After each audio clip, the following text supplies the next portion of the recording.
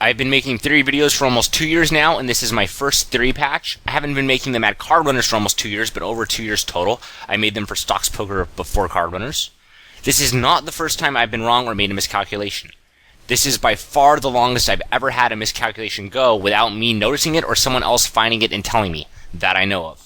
So I've gotten PMs before from small mistakes I've made in videos where I forget to add something or I multiply something slightly wrong, but the mistake's usually something pretty obvious, and whenever someone finds the mistake and they PM me, they know the mistake that I made and they know it was just, a simple addition error or something like that.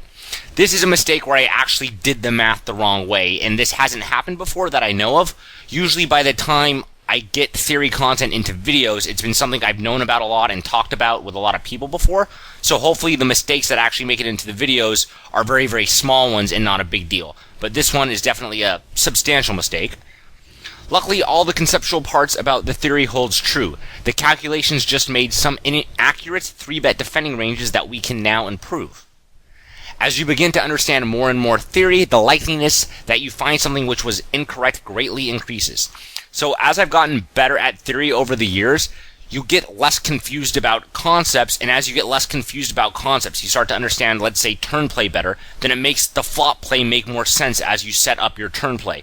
So as you learn more and more theory, it gets more difficult to really be making a big mistake, because usually, if you make a mistake, something else will be wrong later on in the hand, and you'll catch it.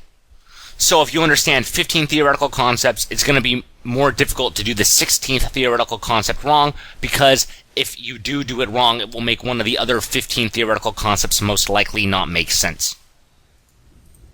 My first theory patch, the great thing about theory and math in general is you can actually just straight up be inarguably wrong.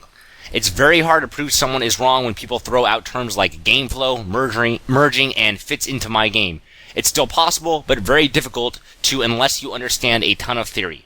So I'm sure you've seen that happen at 2+2 before, where someone who has to, defend his E-rep gets backed into a corner because he gave some awful advice. So he'll say something like, well, I'm merging, or it fits into my game.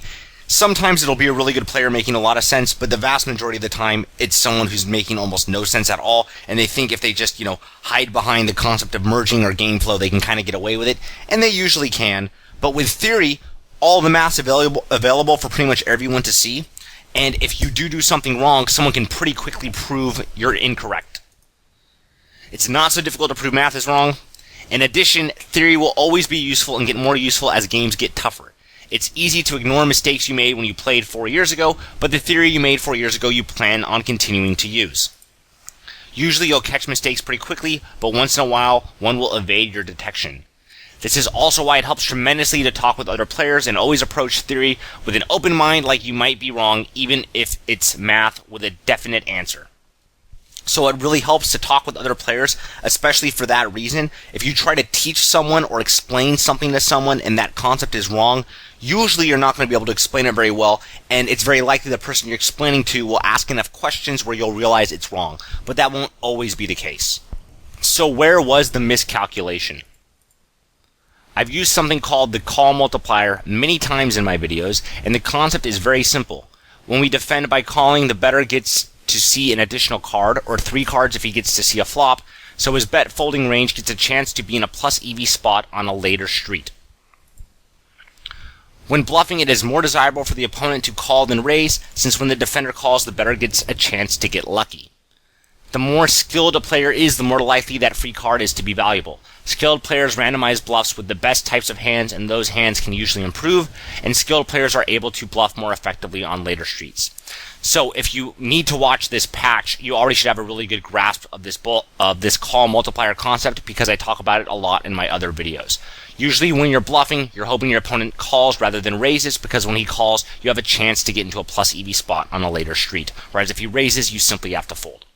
I shouldn't even say you always have to fold your bluffs when he raises, because that's not always true in theory, but most of the time you're going to be folding most of your bluffs, and then when you do have to call with one of your bluffs, you're going to be pretty unhappy about it. You'd rather have seen him just call rather than raise to begin with.